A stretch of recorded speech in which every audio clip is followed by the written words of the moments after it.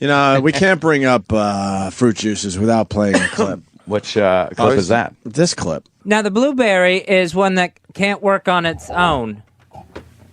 It has to have something with it, like the kiwi. It's not a standalone fruit.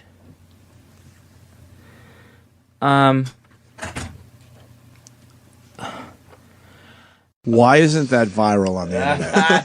That is the most uncomfortable moment in radio history. Oh, my God. Now, the blueberry is one that can't work on its own. It has to have something with it, like the kiwi. It's not a standalone fruit. Now, the blueberry is one that can't work on its own. It has to have something with it, like the kiwi. It's not a standalone fruit.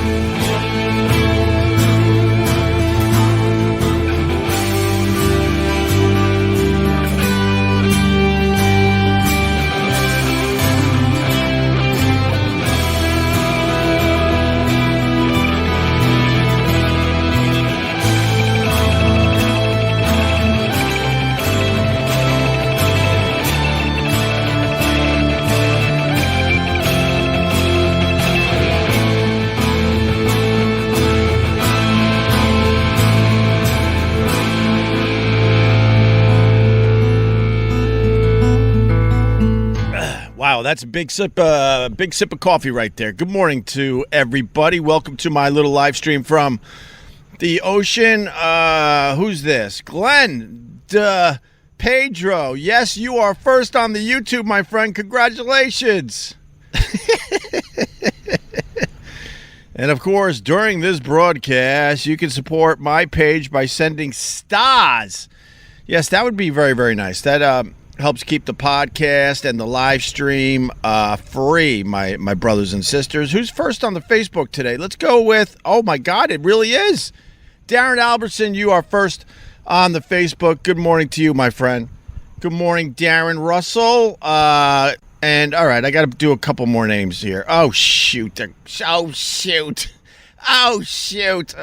They're going by too fast. I wanted to put Vinny on the big screen. He's a big-time supporter of what I do, and I appreciate it. That's the Vinny that sent me all the coffee, by the way. I'm running out of coffee. I enjoyed it so much. What else is going on? Morning, Opie. I'm heading to play pickleball this morning. What the hell is pickleball? Maybe I don't want to know what pickleball is. Yes, rest in peace to good old Fezzy. Good old Fezzy. Oh, my God. A lot of condolences coming in for Fez. I was doing a goofy, silly Instagram live from a car wash. I wanted to get my car, washed. I thought I could get there early in the morning, and I guess everyone else had the same idea. So I was like 10th in line. Did just a goofy, who gives a crap live stream. It was fun, and I was kind of in a really, really good mood. Popped out of the car. Said hi to the guys that were going to wash my car. Told them what I wanted. I wanted a number 2, not a number 4. If you pay the extra money to get under your car done at a car wash, there's something wrong with you. They're like, well, if you don't get the 4, we don't wash under the car. I'm like, okay. I just imagine puddles take care of that. I don't know. And you won't have a shine on your tires. Okay, I'm okay with that too. Because I don't feel like paying the extra $25. So I went through that. I was saying I want the 2. They're trying to push the 4. I said, no, I'll do the 2. Oh, you sure? The 4 is a good deal. How is it a good deal if it's more than the number 2? I think they get a little kickback, a little action if they upsell you to the number 4 from the number 2. So, too much information. I understand. So I got out of the car. I'm happy. I'm like, oh, that was a fun, goofy, stupid, who cares live stream. And then immediately, I'm giving you a reference point, text message comes in, and it says, hey, we lost Fezzy last night. And it was Ronnie B. I'm like, you gotta be kidding. Not much of a surprise. He was going through a lot of he was going through a lot of medical issues. Yes, that's what I want to try to say. But who cares? It's still incredibly fucking tragic. He was only 57, I think. I think he was around 57 years old. I feel so bad for Ron and Gail and the rest of the Bennington family. And Fezzy's friends, of course, and obviously everybody that listened to the Ron and Fez show all those years. I feel really bad for all those people. I don't want to oversell it. I really, really liked Fez a lot, but we didn't hang out a lot off mic. But with that said, it's still incredibly, incredibly sad, and. When someone goes, you remember the good times immediately, and the good times for me go all the way back to WNEW when me and Anthony and Ron and Fez had the world by the balls. Everything was working like a well-oiled machine. It was me and Anthony, then it was Ron and Fez, and then we would do crossovers called the Afro shows. Life was good, man. Life was really, really good, and then we did the damn Sex for Sam thing. Got our asses fired back in 2002. Oh, I think this is the anniversary of us getting fired for the Sex for Sam thing. Oh, no, that was yesterday. I know, I'm all over the place. Because I was trying to think what I should say here. Yesterday was the anniversary of the Sex for Sam thing. God, 19 years ago. So, but that kind of wrecked a good thing. But Ron and Fez, they were always incredibly loyal to me and Anthony. And when the opportunity arose for them to come back on board and work for the same company as us, they totally went for it and grabbed it. And boy, were they damn good. Boy, did they make the best of it. They built an incredibly huge audience. Fez was a one of a kind. In this day and age, everyone needs a label. What am I? I don't know. Today, I think I'm this, but tomorrow I might be that. I'm going to wear colored bracelets so it helps you understand who I am. Fez knew who the hell he was. He was a one-of-a-kind, my friends. Incredibly funny, incredibly good at radio. Ron knew how to work him perfectly. Fez would commit to the bits.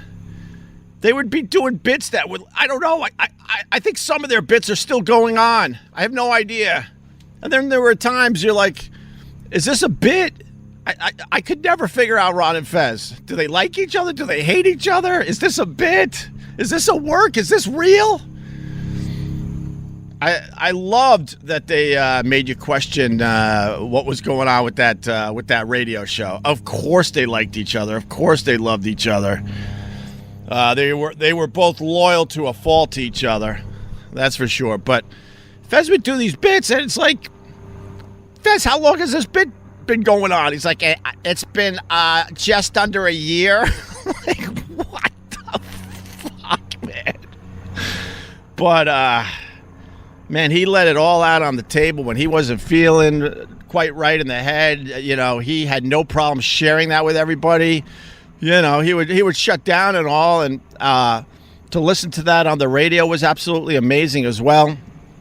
But God, Fez was one of a kind and knew exactly who he was. I remember the day that he was announcing finally that he was gay. I mean, we all knew it for years, and who cares? And that's the beauty of our audience, too, or the old audience. They didn't care either. Sometimes we had labels put on us, and a lot of those labels were just bullshit. being labeled just shock jocks.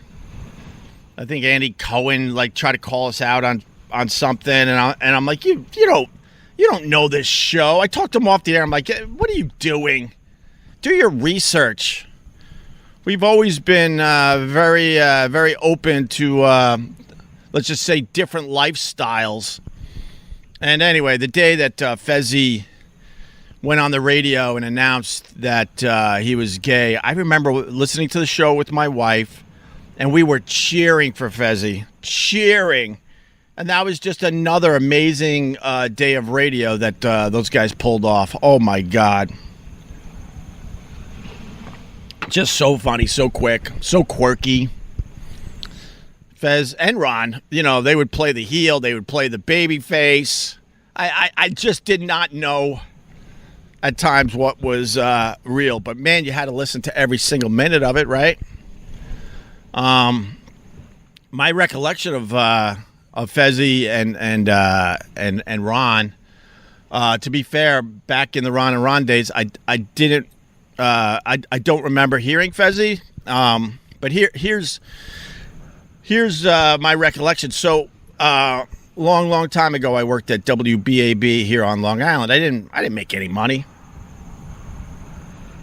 and I would scrape together a few bucks so I could fly down and see my sister in the Orlando area. That was my vacation, and I loved it. I did it almost every year for a while because that's all I could afford. And I made the best of it, and it was good, hanging out with my sister and my young nephew and niece at the time.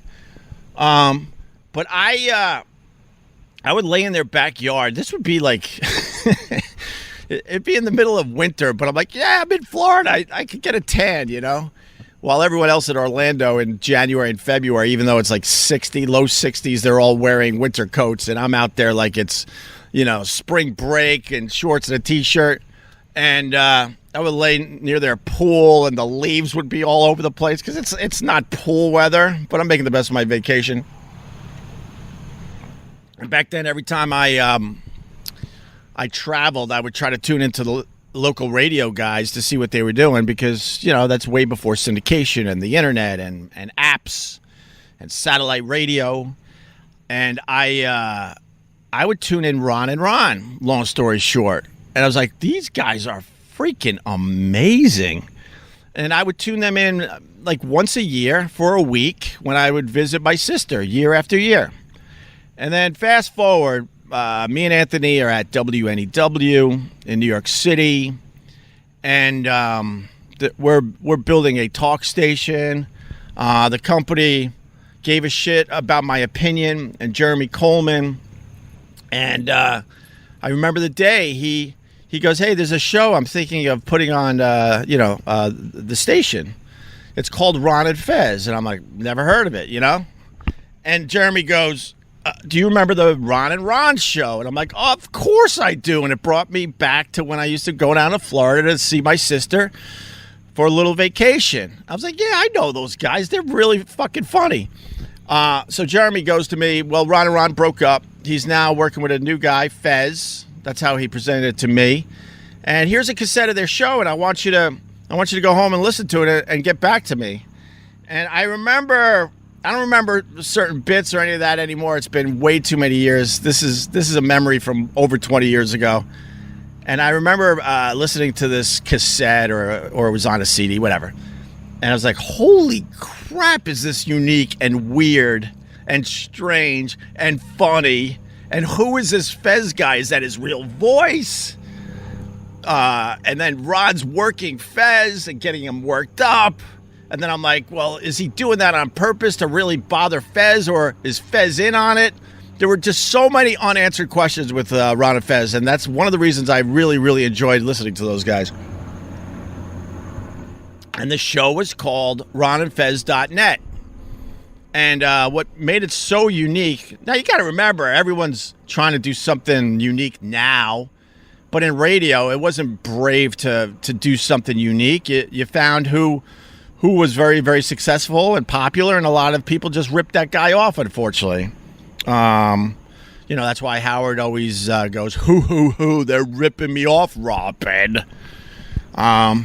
Which I kind kind of found funny at the time, but then you fast forward and it's got to be said, a lot of people ripped off the Opie and Anthony format, that's for sure. And one show that did not was Ron and Fez. They were always their own entity. Oh, my God. So they had this show called ronandfez.net. I remember the next day going to Germany. Man, this is so fucking out there and strange and different. I'm like, yeah, man, thumbs up. I would love to have him on the channel. You know, it wasn't my final decision or anything like that, but I felt good that they were including me in some of the decisions back then. And long story short, Ron reinvented himself from the Ron and Ron show with Fez, and dare I say, I would have to say I'm not a guy that goes all the way back to the Ron and Ron days, but I think Ron and Fez surpassed the success that Ron and Ron had. And we instantly hit it off. Those guys were just so easy. Me and Anthony would end our show. They would come in after us, and it was just so easy. I don't remember ever, especially in the early days, ever having an issue with Ron or Fez. Later on, things got a little weird, but I'm here to say that I loved Fez and really liked him. But back, especially at the NEW days and early satellite radio days, my God, it was just so easy with these guys, and we would just naturally work off each other and work off each other's shows and trade guys. Like Eastside Dave would come on our show, and then we would throw one of our guys on their show, and man, it was just a perfect combination of radio shows. Perfect, absolutely perfect, and. Fezzy's going to be missed. He was a kind-hearted soul. Really gave a shit about people. Really gave a shit about Ron and his family. And it's just another tragedy, you know. Reach out to Ron. I'm sad, but Ronnie and Gail and the rest of them, they're absolutely devastated. Absolutely devastated because, Ronnie could reflect on the radio and that probably will give him some comfort. But the fact is, their relationship went way past radio. I mean, Ronnie simply lost a close family member. So if you have the means through social media or whatever, reach out to Ron and Gail. All right. And make sure they're doing all right. But that news was just damn tragic. Right after the stupid car wash, this life, it's been a theme, man. You go from an incredible up. I was just in a goofy, silly mood. I'm like, I'll do this live stream with this wild hair and let them beat the shit out of me. I don't care. Let's see what other people they think I look like, and we just had fun. It was just light and easy. And then literally a minute after that ended, my phone blows up with Ron telling me about Fez. It's just, God. I don't know. I just babbled.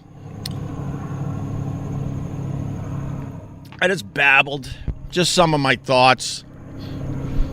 I remember there's a video of it online on my YouTube channel. Maybe I'll tweet it out, but me and Kenny were leaving after another wonderful Opie and Anthony show, and in the parking lot as we're waiting for our car, we used to park about half a block from Sirius XM, and we had to wait for our car every morning. It was kind of fun because you did some people watching and maybe some gossiping and all that stuff. And all of a sudden, Fezzy just walks by on the sidewalk, and he's wearing a horrible toupee. A horrible toupee that he barely acknowledged. If you really, really pushed him, he would say it was a hair system. But he really wanted everyone else to think and question if that was his real hair, which obviously it wasn't. And he would just deny that it was anything to most people. And he played this bit. That's one of the bits that went on forever. And Fezzy would have this thing where before he walked into Sirius XM, he had to walk around the building not once, but twice. And these are giant city blocks. But this was the type of person Fezzy was. He was a bit complicated. And the guy, to get his head right, for the Ron and Fez show, he had to make 2 big circles around the building, and then it felt right to go up. Fezzy! You know, it's a good look. Explain. Who's like one of the biggest sex symbols? Burt Reynolds. What does he wear? Right? Charles Nelson Riley. What does he wear? Or did? Is that a Did they toupee, bury Fezzy? him? What's that? Is that a toupee? This is my hair. It's a system. It's a system? It's a hair system. It's a hair system, huh? Yes. What's the deal with this bit? What bit? Is this a bit? No. Rumor has it Ronnie... It's a good look. Ronnie wants you to walk around like this at the workplace because he wants to see everyone look at you in horror. Is that true? Any truth to that rumor? I've got no comments yet. No comments yet? No. All right. Have you done your 2 laps natural around? but the color. Have you done your 2 laps around the building yet? Yes, I have. And you feel good? Yep, I'm wrapping up. You're ready to go, right? I'm all set. All right, Fezzy. Bye, buddy. Bye. There goes Fezzy and his new look.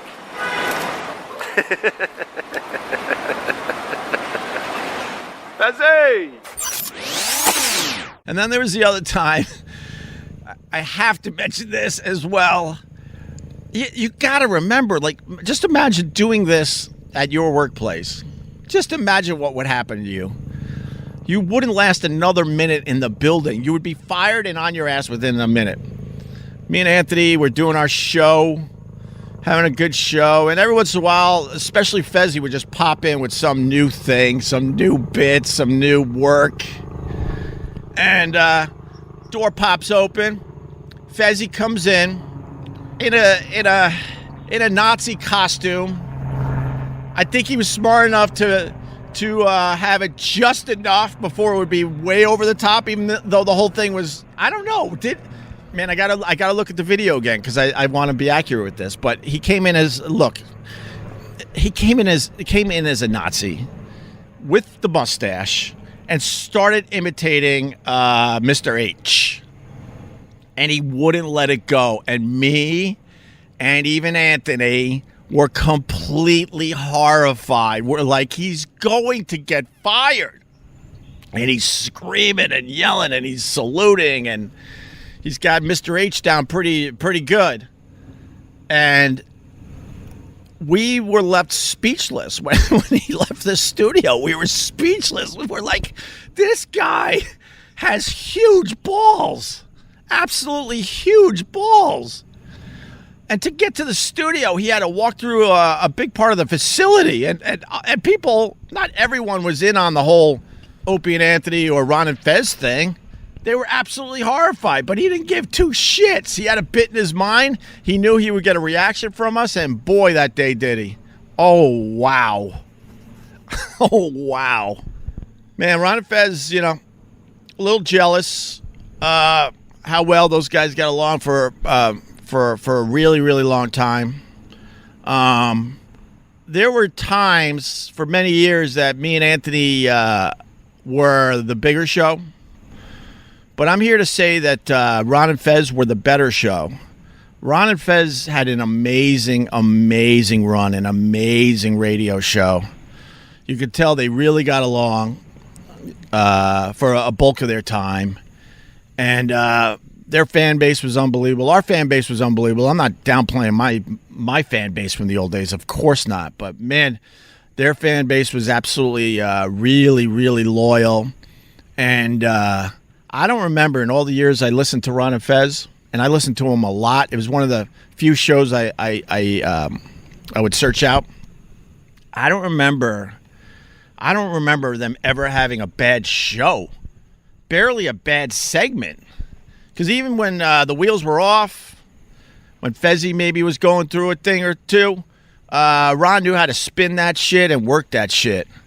I bow to those guys today. They were unfucking believable. The stuff they would just talk about was just so out there and so clever and so unique.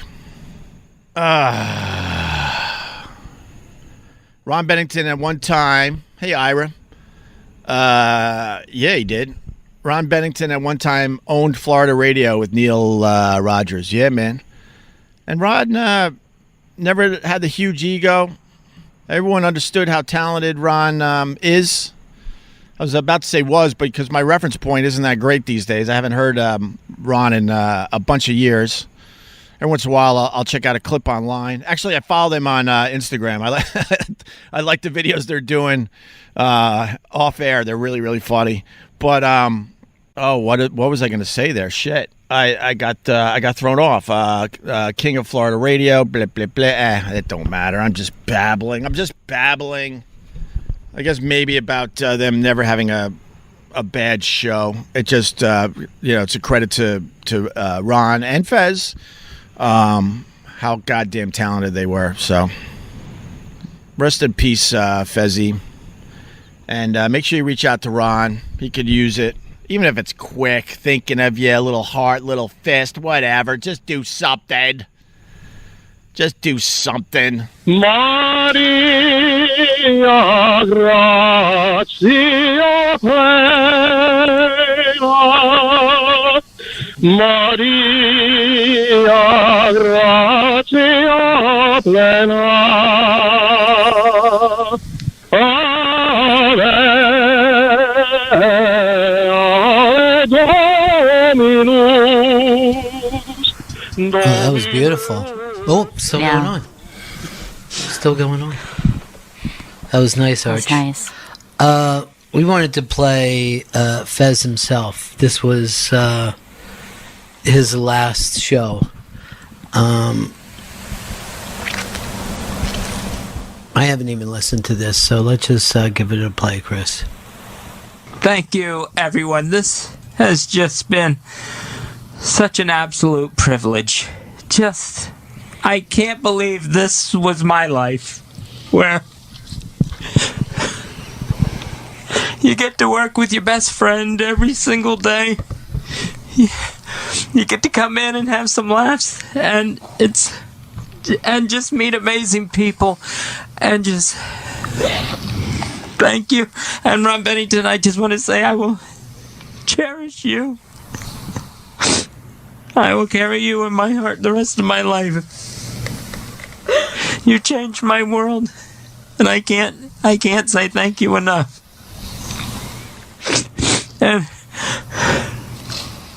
for everyone in Florida, Uncle Todd's coming home. Thank you, everyone. I appreciate it.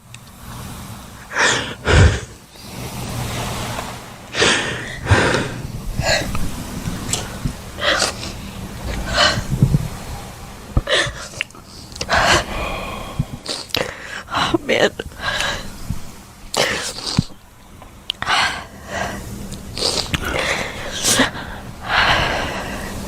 Just want to say that I love that guy so much. So much. He's given so much to all of us. So many memories, so many laughs. And last night I was talking to my brother. And he told me that his earliest memory of Fez was me and him playing with Fez's bleach blonde hair and putting bows in his hair. And when it was time for him to leave, he said we each grabbed one of his legs and sandbagged him because we didn't want him to go. And honestly, I feel like that now. It's the same feeling. We just wanted to keep that guy. I love you so much, Fezzy.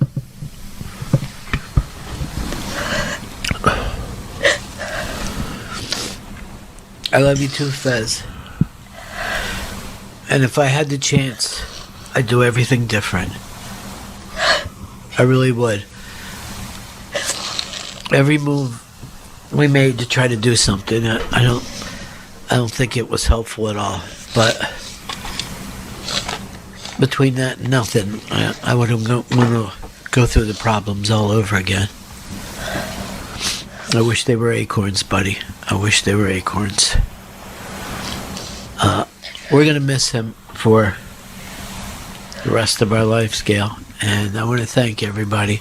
most of all, I want to thank his family for sharing him. I think at any point his sister would have said, "Don't go, Fez," and he wouldn't have went.